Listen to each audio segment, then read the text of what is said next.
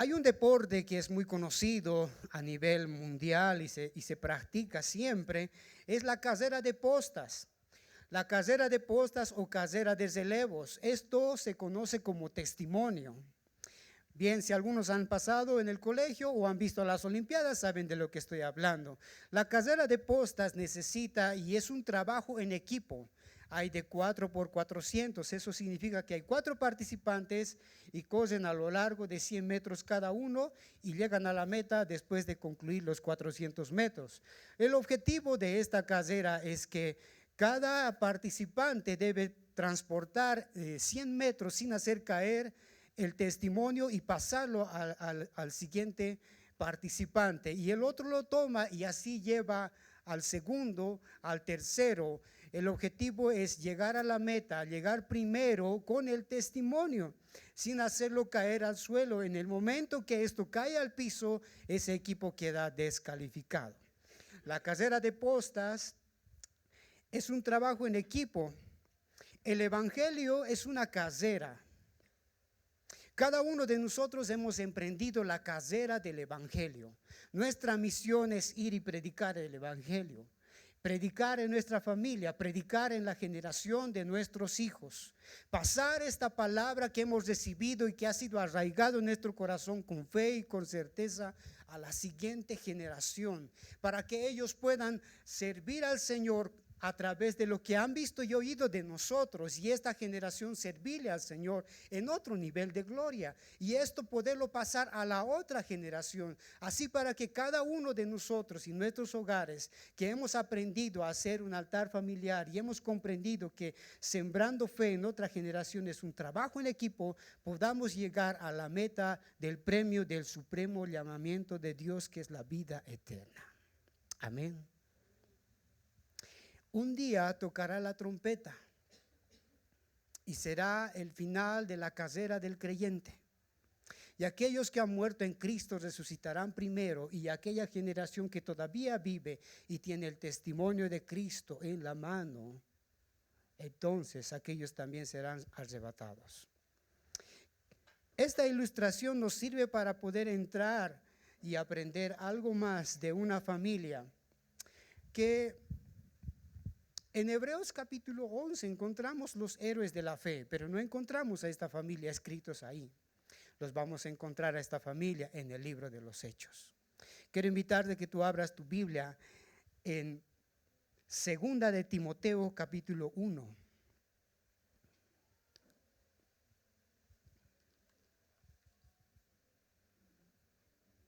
Segunda de Timoteo capítulo 1 versículo 5.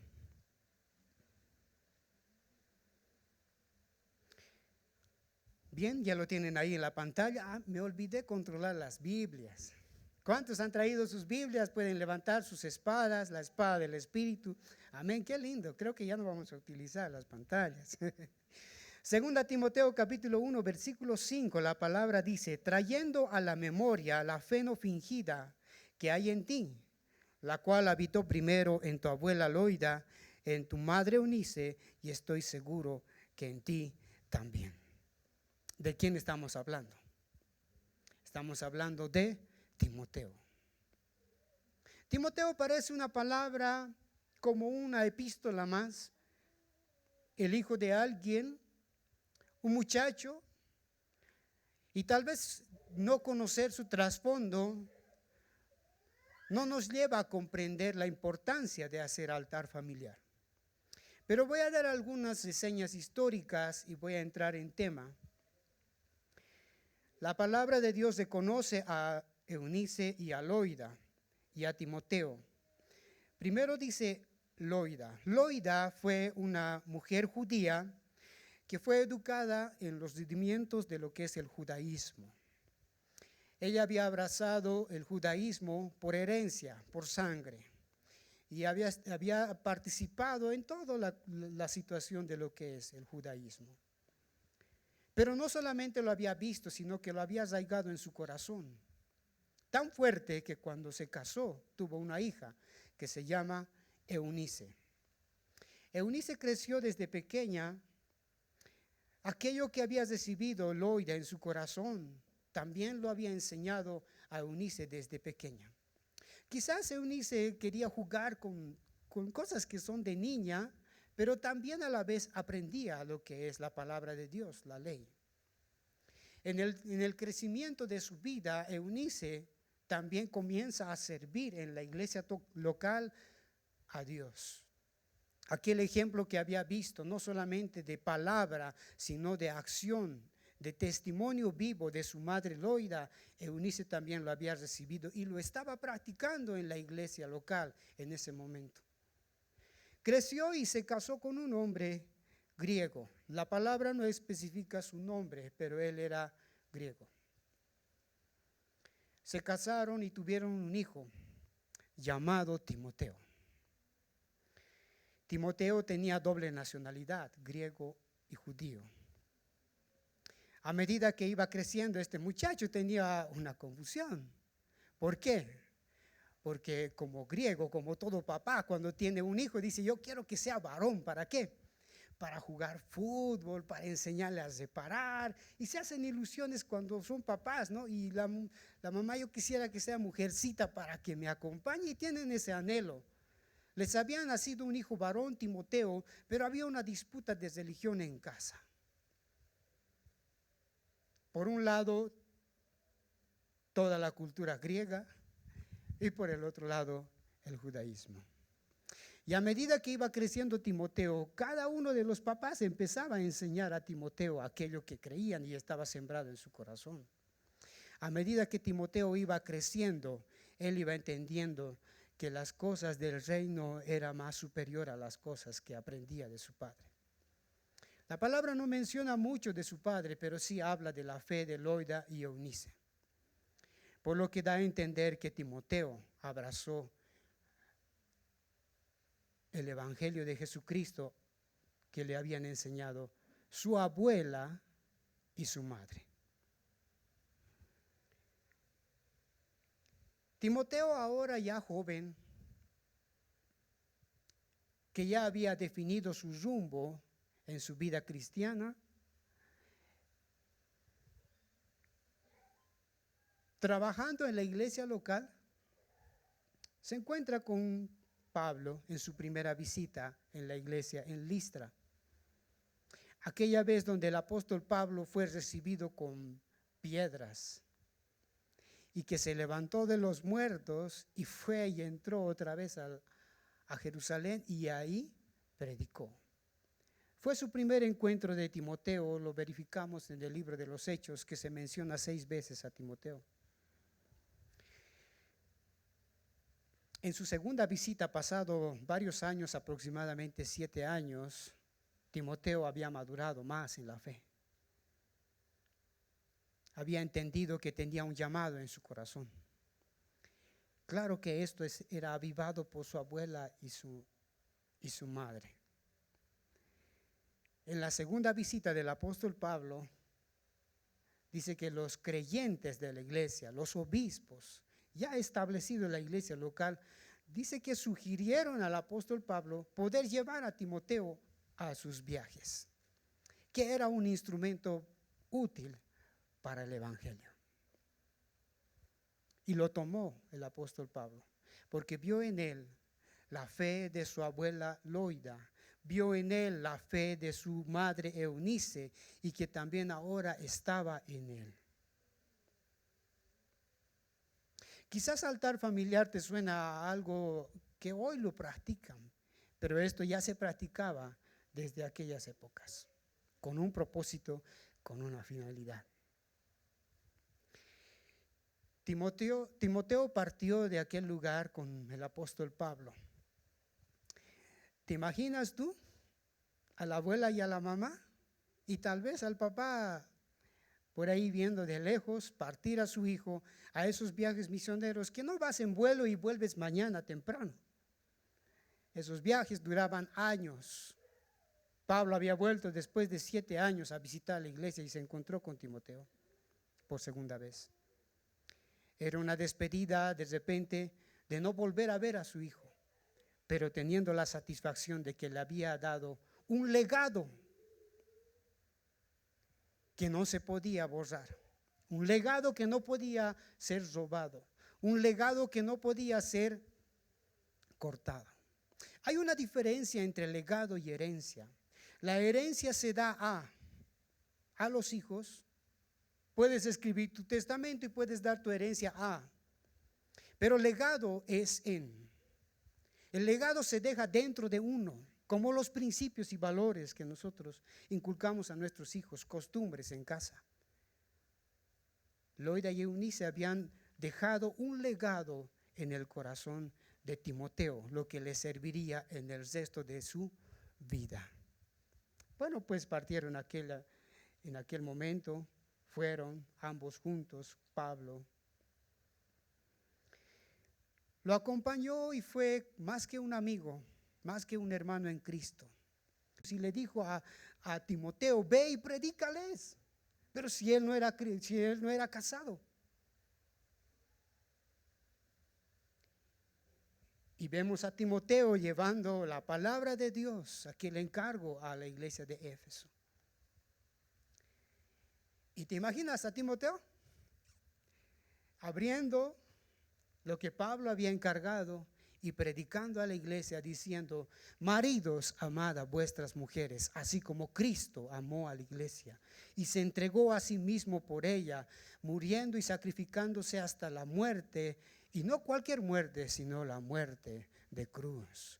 Mujeres, respeten a sus maridos, sujétense a sus maridos, así como la iglesia se sujeta a Cristo. Hijos, obedeced a vuestros padres, porque esto es justo. Honren a sus padres y a sus madres, porque es el primer mandamiento con justicia. ¿Tú te imaginas a Timoteo haciendo esto? Timoteo fue la mano derecha del apóstol Pablo. Pablo lo reconoce como él mismo. Timoteo llegó a ser el segundo Pablo en la historia del Evangelio.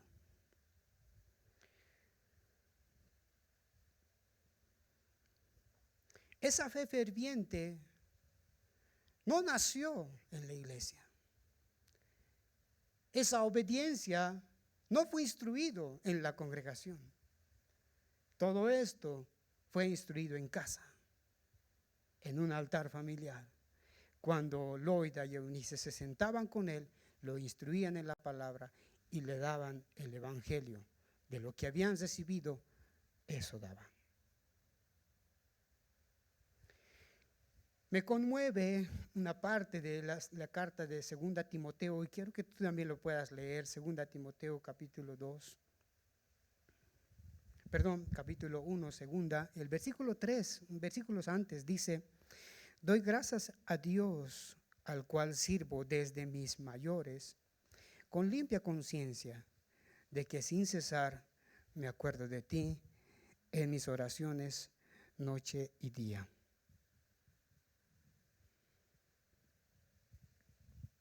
Deseando verte, al acordarme de tus lágrimas, para llenarme de gozo, trayendo a memoria la fe no fingida que hay en ti, lo cual habitó primero en tu abuela Loida y también en tu madre Eunice, y estoy seguro que en ti.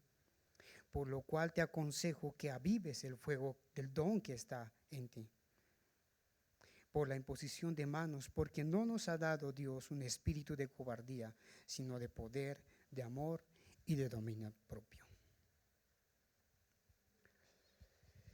Su relación del apóstol Pablo con Timoteo fue tan profundo que esta carta fue la última que él escribió. Y él sabía que iba a morir. Y le dejó esta carta a su hijo. Y le dijo: cuánto anhelo verte una vez más y ver tus lágrimas al contarme las maravillas que Dios está haciendo en las iglesias. Y en tus lágrimas yo gozarme de alegría. ¿Has sentido tú alguna vez esto? ¿Has sentido llorar de alegría, de gozo? Pablo recibía de Timoteo todas las cosas que la iglesia estaban pasando. Él no lo vivió muchas cosas, pasó más tiempo en la cárcel, siendo golpeado, apedreado, naufragando, escribiendo. Pero puedo concluir esta parte de que el ministerio del apóstol Pablo fue eficiente, fue exitosa, porque tuvo un Timoteo a su lado. Y ese Timoteo no se formó en la iglesia o al lado de Pablo, se formó en casa.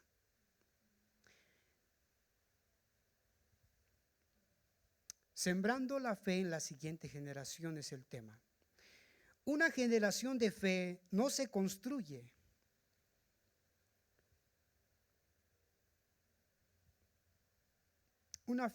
Una generación de fe no se construye sola. Requiere de trabajo en equipo. ¿Cuántos hay en tu casa? Comienza a hacer números, no es mucho, ¿no?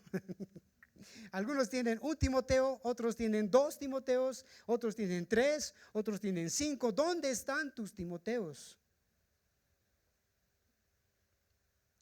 Una generación de fe no se construye sola, hay que trabajarlo en casa, es un trabajo de equipo, requiere compromiso, requiere de una fe que perdure, de estar arraigados en algo que creemos, tener una certeza y una convicción real en nosotros primero, porque no podemos dar algo que no hemos recibido, no podemos dar algo en lo que no creemos, en lo que no estamos cimentados. Yo sé que Eunice y Lloyd han tenido desafíos fuertes con el padre de Timoteo. No era fácil ese lugar, porque en casa él podía mandar y decir, esto se enseña aquí, porque yo soy el varón de la casa, y aquí se hace así las cosas. Pero ellas se dieron modos para transmitir aquello que habían recibido en su corazón, es trabajo en equipo. Nuestras excusas quedan aplacadas en el piso, no queda en nada. Tu tiempo, tu trabajo, tus obligaciones y todas las cosas que me van diciendo cada vez que les pregunto, ¿estás haciendo altar familiar? Ay, no, pastor, es que no tengo tiempo, es que trabajo de lunes a domingo y no puedo ni dormir, no tienen tiempo. Estas 2 mujeres se dieron el espacio y se dieron el tiempo para comunicar en 3 generaciones y sacar un Timoteo adelante. Una generación no se construye sola, requiere de trabajo en equipo. 2, una generación de fe requiere de un Timoteo. Ahora, ¿cuántos hijos hay aquí? Levanten la mano. Hijos. Tú eres mamá. Los papás abajo, hijos. Ahora, adolescentes o jóvenes, ya. Tú eres un Timoteo. Tú eres un Timoteo. Tú eres la siguiente generación que va a agarrar el testimonio de tus padres.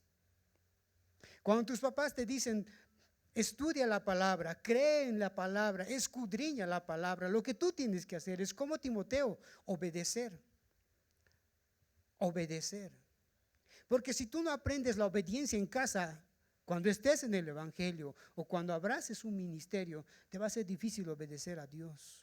Porque tú no puedes obedecer a quien no ves, sino puedes obedecer a quien tú ves. En casa se cultiva la obediencia.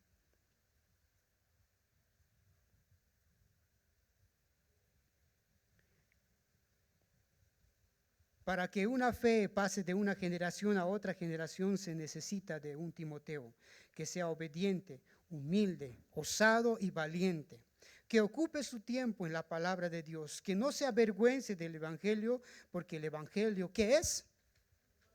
Poder de Dios. Una generación de fe requiere de padres con una fe genuina. Tu fe no puede ser adulterada. Tu fe no puede ser mezclada con las cosas del mundo. Tu fe tiene que ser genuina, al punto de que no te importe quién está en casa. Escojan ustedes a quién servir, dijo Josué. Yo y mi casa vamos a servir a Jehová.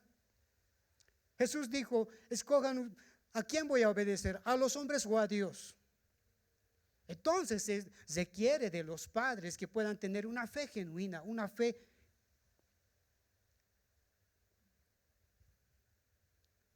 Muchas veces mezclamos la fe. Cositas. Le sazonamos con una sal del mundo o le damos la masa con algo.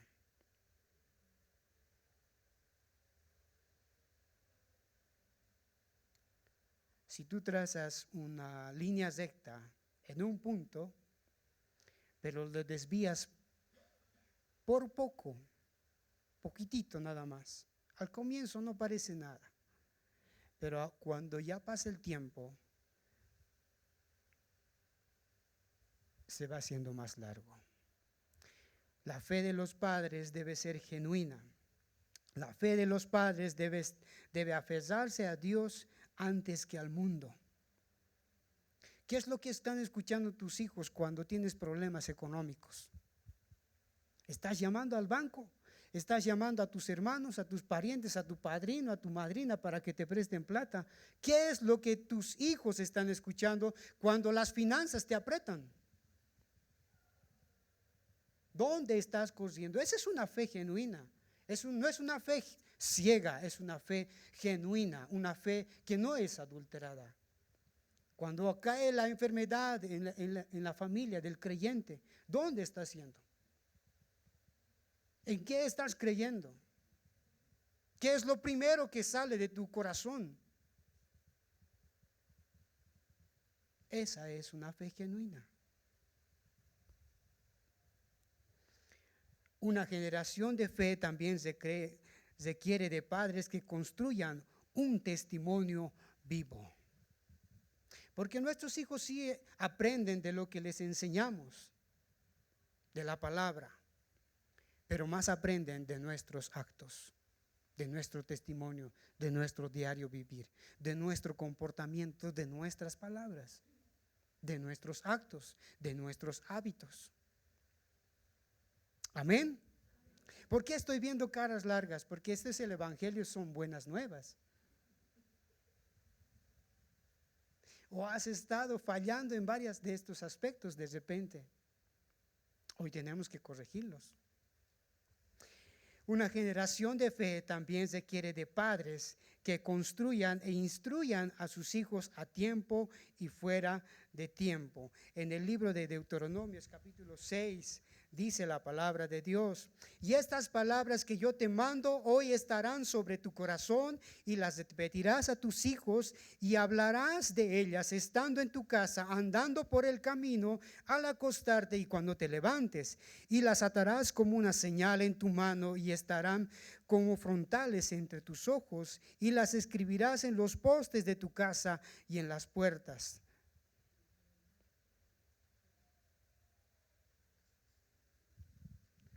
Una fe genuina requiere de padres que cada mañana vistan con la armadura del creyente a sus hijos. Que le pongas el cinto de la verdad.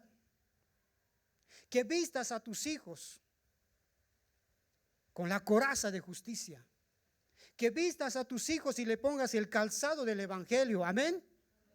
Que pongas a tus hijos el yelmo de la salvación. Eso es tu tarea.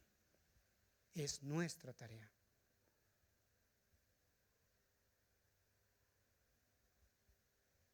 Que les enseñemos que el escudo de la fe es para apagar los dardos del enemigo.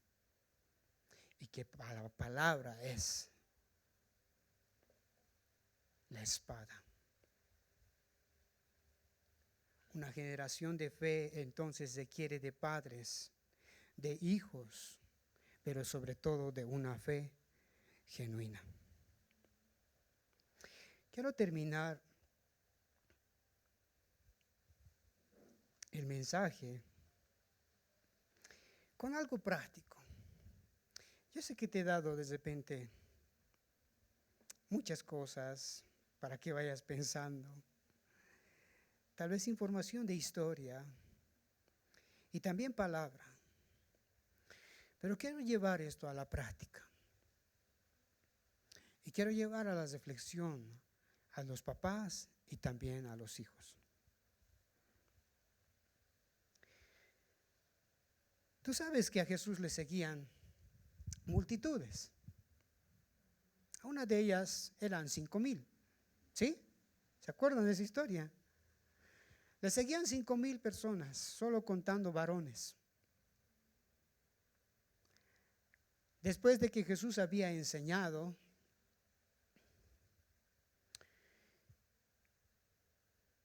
Él desafía a todos y dice, hay que alimentar a esta multitud.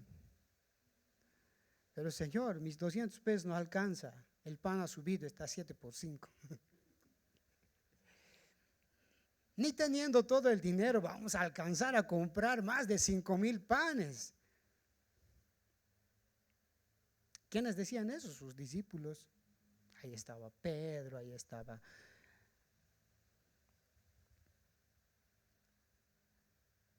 Y de entre eso sale un niño con 5 panes y 2 peces y dice, yo tengo esto. ¿Han escuchado la historia? ¿Sí?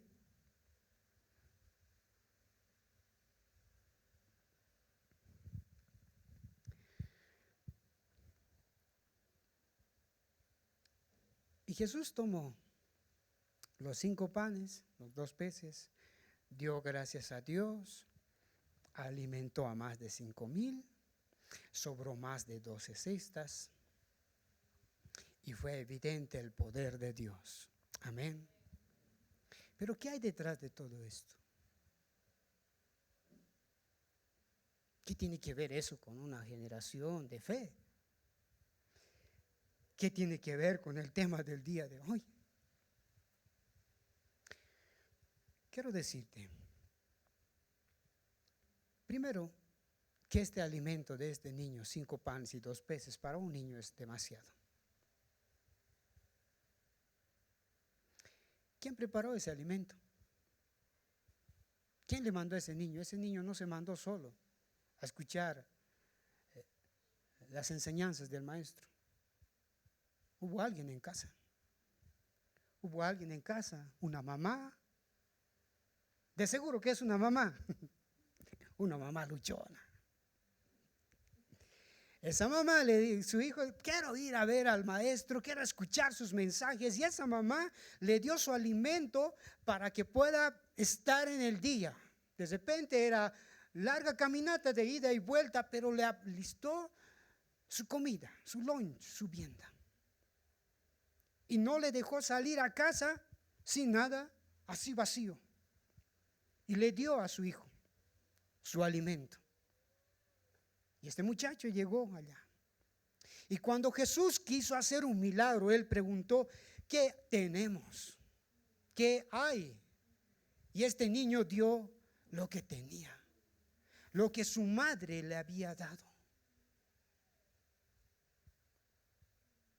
Dios un día va a preguntar a nuestros hijos, ¿qué tienes? Quiero hacer un milagro en tu generación. ¿Qué tienes? ¿Qué te han dado?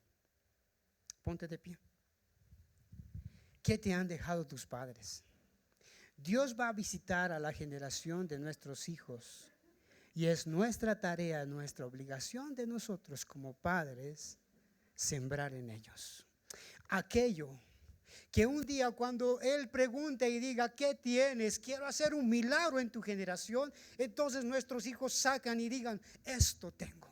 Tengo 5 panes y 2 peces. Y Él va a alimentar a 5,000. Y Él no solamente va a alimentar a esa generación, sino va a visitar a la otra generación y así a la otra generación. Pero nuestra tarea es empezar hoy. ¿Qué estamos dando a nuestros hijos? ¿Qué hemos dado hasta hoy? Yo al recordar este mensaje de Timoteo me he encontrado con mi padre. Y hoy en la mañana mi corazón se ha afligido, pero de alegría, de gozo, porque no estoy perdido en el mundo. Mi padre lo dejó todo para que yo abrace esto. Dejó aún las cosas del mundo, las costumbres del mundo, hasta su trabajo dejó Él. ¿Para qué? Para tenernos en casa, para criarnos en el evangelio. Él me llevaba a la iglesia, fue martes, jueves, sábado, domingo, y siempre me estaba diciendo, vas a tocar bombo, no vas a estar así nomás. Y tocaba el bombo. Y eso me ha dado mi padre. Y luego me compraron una tarola y un bombo más y tocaba ahí con un Charles. Y luego tenía una batería y tocaba la batería. Y cuando tenía 12 años compraron un teclado.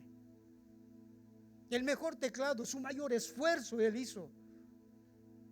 Oye, ese teclado puede valer $3,000. Eso costaba en aquel tiempo y eso me lo dio mi padre.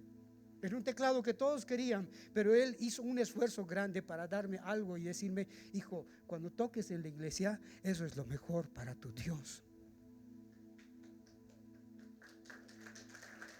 Eso me heredó mi padre. Yo lo había pasado por alto muchos detalles, pero puedo reconocer en mi papá y en mi mamá una Loida y una Eunice. Se esforzaron por darme una profesión, pero puedo decirles que lo mejor que me han heredado es el Evangelio de Jesucristo. Timoteo lo tuvo.